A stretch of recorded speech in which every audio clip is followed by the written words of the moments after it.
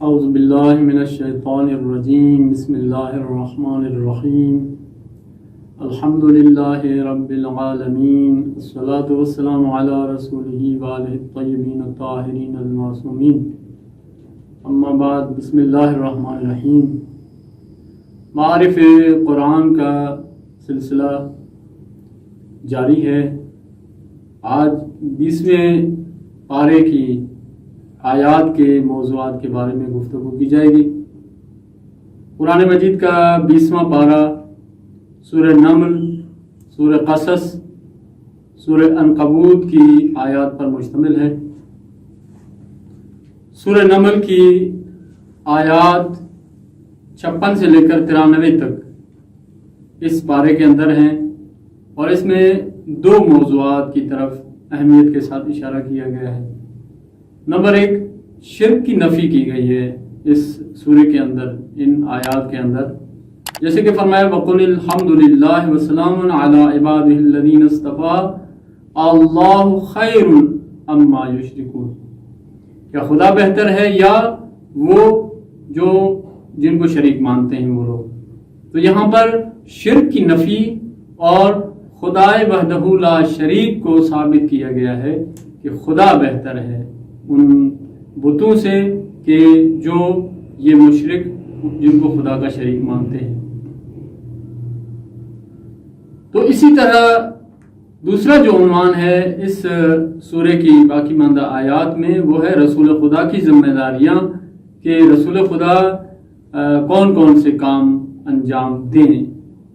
تو ارشاد ہوا کہ فرمایا انما امرت ان اعبد رب هذه البلدۃ وامرت ان اکون من المسلمین وان اتلو القرآن. 3 ذمہ داریاں رسول خدا کی صلی اللہ علیہ وآلہ وسلم کی یہاں پر بیان ہوئی. سب سے پہلے یہ کہ فقط خدا کی عبادت کروں گا، مجھے یہ حکم ہوا ہے کہ میں اللہ کی عبادت کروں گا. اور دوسرا، میں من المسلمین، حقیقی مسلمان ہو جاؤں. اور تیسری ذمہ داری رسول خدا کی کہ میں قرآن کی تلاوت کروں. یہ 3 ذمہ داریاں جو مہم ترین موضوعات تھے اس سورہ نمل کی آیات کی. سورہ قصص قرآن مجید کا یہ سورہ ہے 20ویں پارے کے اندر. اس کی آیات ابتدا سے لے کر آیت نمبر 46 تک حضرت موسیٰ علیہ السلام کا تفصیلی ذکر ہوا ہے کہ ولادت سے لے کر ولادت ان کی پوشیدہ ہوئی، اس کے بعد ان کو گہوارے میں جو ہے وہ صندوق میں ڈالا گیا نیل میں، اور فرعون نے ان کو اٹھایا، اور فرعون کی بیوی نے جو کہ جناب آسیہ تھی انہوں نے کہا کہ اس کو نہ مروائیں بلکہ اس کو ہم اپنا بیٹا بنائیں گے. اور اسی طرح حضرت موسیٰ علیہ السلام فرعون کے گھر میں پلتے رہے، اور خدا نے انتظام ایسا کیا کہ کسی اور خاتون کا دودھ بھی نہیں پیتے تھے. وَحَرَّمْنَا عَلَيْهِ الْمَرَاضِعَ، باقی دودھ پینے والی عورتوں کا دودھ ہم نے ان پر حرام کر دیا تھا. اور پھر حضرت موسیٰ علیہ السلام کی والدہ کا پتہ بتایا گیا ان کی بہن کے ذریعے، اور وہ آئیں اور انہوں نے ان کو دودھ پلایا. اور اسی طرح حضرت موسیٰ علیہ السلام وہاں پر نشو و نما پائے، اور وہیں سے پھر حق دین حق کی تبلیغ کرنا بھی وہاں سے شروع کی. اور وہی دین حق کی حمایت میں، مظلوموں کی حمایت میں جو ہے وہ کیا ہے، پھر حضرت موسیٰ علیہ السلام مجبور ہوئے کہ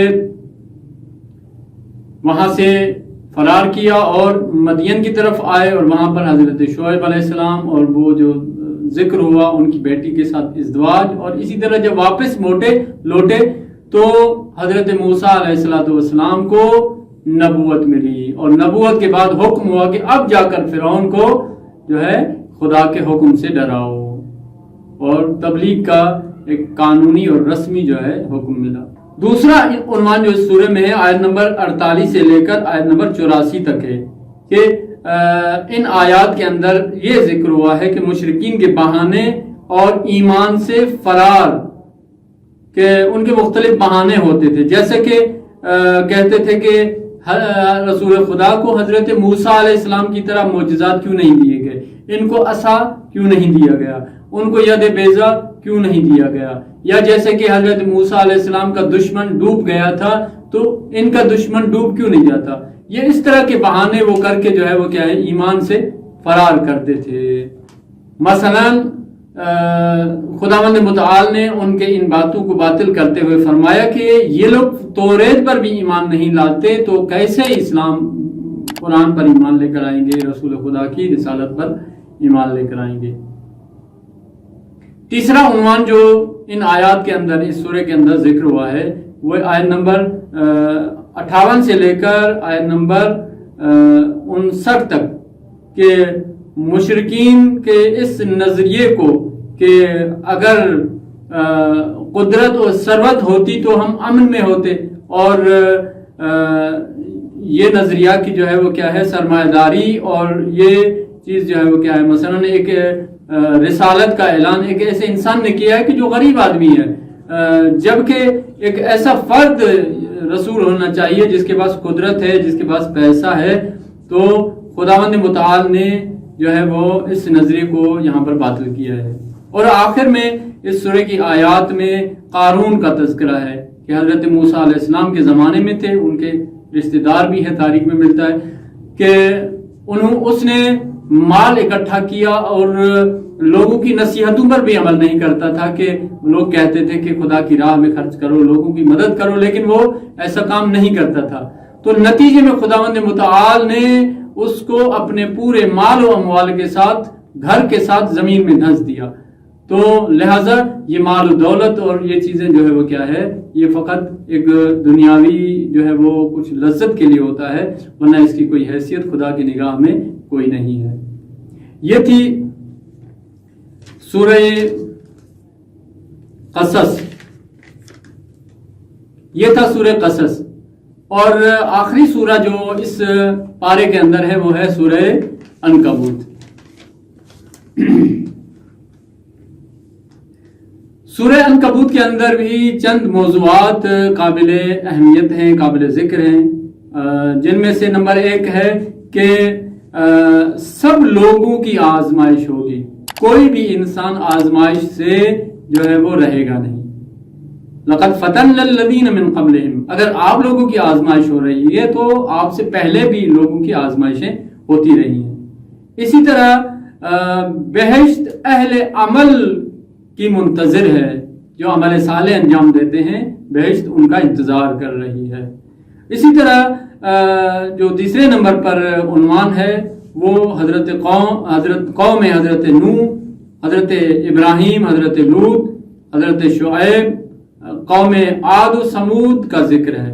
ان قوموں کو یہاں پر ذکر کیا گیا ہے اور ان کا انجام کہ انبیاء کی نافرمانی اور ان کی ہدایت کی مخالفت کی وجہ سے خداوند عالم نے مثلا جیسا کہ حضرت نوح علیہ السلام کی قوم کو غرق کر دیا تھا، اور اسی طرح حضرت لوط علیہ السلام کی قوم کو عذاب دیا تھا، رات کے ٹائم پہ ان کا شہر الٹ گیا تھا۔